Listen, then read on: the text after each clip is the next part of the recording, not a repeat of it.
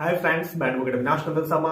दोस्तों, cheque bounce के case में जमानत कैसे लें, बड़ा इंपॉर्टेंट इशू है। 138 NI act, negotiable instrument act के तहत अगर कोई आपके खिलाफ चेक बाउंस का केस मैजिस्ट्रेट की कोर्ट में दायर करता है और मैजिस्ट्रेट की कोर्ट से आपको सम्मन आते हैं, कोर्ट से नोटिस पहुंचता है कि आपके खिलाफ ये मुकदमा किया गया है, इतने तारीख को 10 बजे या 11 बजे इस कोर्ट में इस जज के पास आपको हाजिर होना है। इसे बोलते हैं सम्मन या नोटिस। जैसे ही कोई कोर्ट का सम्मन या नोटिस मिलता है जिसपे कोर्ट की मुहर लगी होगी, जज साहब के नाम की मुहर होगी, उनका डेजिग्नेशन होगा, मैजिस्ट्रेट, जिला न्यायालय, ये सब लिखा होगा, तो आप समझ लेना कि वो कोर्ट का सम्मन या नोटिस है। अब कोर्ट ने आपको बुलाया 138 एनआई एक्ट के केस में, अब आपको कोर्ट में हाजिर होना है। बड़ा इंपॉर्टेंट इशू है दोस्तों। लोग वहां घबरा जाते हैं कि कोर्ट में जाऊं, जमानती लेकर जाऊं, अकेले चला जाऊं, सम्मन आया हुआ है, क्या करना है। तो ऐसी सिचुएशंस को मैं क्लियर करूं कि ऐसा कोई भी सम्मन या नोटिस आता है तो आप पहली डेट पे बिना वकील खुद जाकर खड़े हो कि ये कोर्ट का सम्मन है, मैं हाजिर हो गया। अगली डेट में मैं एडवोकेट भी करूंगा और जमानती भी लेकर आऊंगा। पहली डेट आसानी से आप खुद मैनेज कर सकते हो। फिर भी आपको लगता है कि मैं नहीं जाऊं, बहुत लोग बिना वकील, बिना एडवोकेट कोर्ट में नहीं जाना चाहते, तो आप पहली डेट पे भी एडवोकेट हायर कर सकते हो और पहली डेट पे खड़े होकर आप खुद ही एडवोकेट के साथ ये कह सकते हो कि सर अगली डेट पे मैं जमानती लाऊंगा। ये बेलेबल ऑफेंस है, इसमें जमानत राइट है। कोर्ट आपको मना नहीं कर सकता कि मैं आपको जमानत नहीं दूंगा।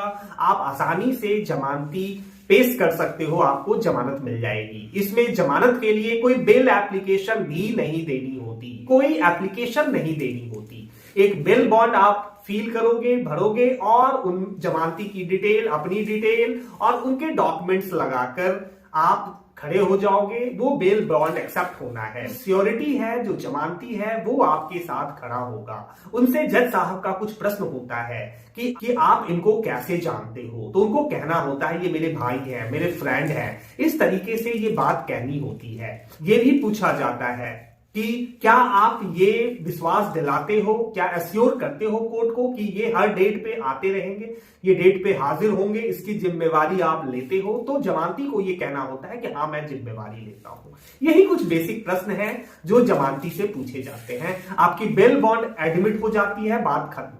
दोस्तों, कोई एप्लीकेशन नहीं, कुछ नहीं लगना, बेलेबल ऑफेंस है। और ये जमानत पहली ही डेट पे ले लेनी है ये जरूरी नहीं है। एक डेट आप मांग सकते हो कोर्ट से, अगली डेट आपको मिल जाएगी। पहली डेट पे आपके अपनी आईडी के साथ एक पर्सनल बॉन्ड देना होता है कि ये मेरा एड्रेस है, ये मेरी आईडी है, अगली डेट पे मैं जमानती लाऊंगा। और जब आपकी जमानत कंप्लीट हो जाती है तो फर्दर फिर कोर्ट की प्रक्रिया चलेगी। जमानती कोई भी हो सकता है, परिवार का सदस्य एज ए जमानती खड़ा हो सकता है, वो जमानती दूसरी जगह का भी हो सकता है, वो फ्रेंड हो सकता है, वो पड़ोसी हो सकता है। दोस्तों, आपके जान पहचान का कोई भी शख्स आपकी जमानत ले सकता है। जमानत लेने में 2 कागज बहुत इंपॉर्टेंट हैं। एक, उस शख्स की आईडी, या तो वोटर आईडी, आधार कार्ड, पहचान पत्र होना चाहिए, लेकिन इसकी वैल्यू नहीं है। अब कोर्ट को कुछ वैल्यू वाले पेपर चाहिए, डॉक्यूमेंट्स चाहिए। वैल्यू के पेपर में गाड़ी के पेपर हो गए, आरसी जिसे कहते हैं, आपके नाम से अगर कोई गाड़ी है, मतलब जमानती के नाम से अगर कोई गाड़ी है, रजिस्ट्रेशन सर्टिफिकेट कोर्ट में जमा कर सकता है, उसकी कॉपी दे सकता है। कोर्ट एक ऑर्डर पास करती है कि 20,000 की जमानत आपको दी जाती है, तो 20,000 रुपए की वैल्यू दिखानी होगी। या तो एफडी, फिक्स डिपॉजिट बैंक में किया हुआ है तो उतने के कागज आप लगा दोगे, लेकिन वो उस जमानती के नाम से एफडी होनी चाहिए, आरोपी के नाम से नहीं। ये कुछ इंपॉर्टेंट चीज है दोस्तों। अगर एफडी भी नहीं है, गाड़ी भी उसके नाम से नहीं है और जमानती खड़ा होता है, तो उसके नाम से प्रॉपर्टी के कागज होने चाहिए। ये तीसरा ऑप्शन है। तो कुछ स्टेट्स में उतने अमाउंट का कैश पैसा भी जमा हो जाता है, कुछ स्टेट्स में ये अलाउ है, दिल्ली में अलाउ नहीं है, कैश का प्रोविजन नहीं है। दोस्तों, ये कुछ बड़े इंपॉर्टेंट प्रावधान थे।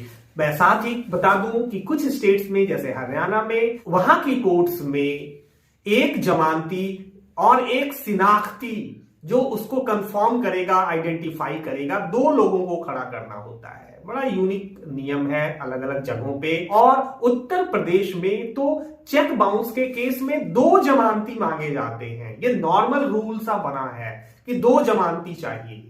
दोस्तों, दिल्ली के अंदर सिर्फ 1 जमानती चाहिए, कुछ बहुत सारे स्टेट्स में सिर्फ 1 जमानती चाहिए। तो ये कुछ छोटे छोटे रीजनल चेंजेस हैं जिनको भी समझना बहुत जरूरी था। ये है 138 के केस में जमानत कैसे लें। मैं अगली वीडियो में फिर मिलूंगा। मेरे चैनल को लाइक एंड सब्सक्राइब कर दें, बेल आइकन को जरूर दबा दें ताकि मेरी वीडियो की नोटिफिकेशन आप तक पहुंचती रहे और अच्छी से अच्छी जानकारी लेकर मैं आता रहूंगा। Bye bye.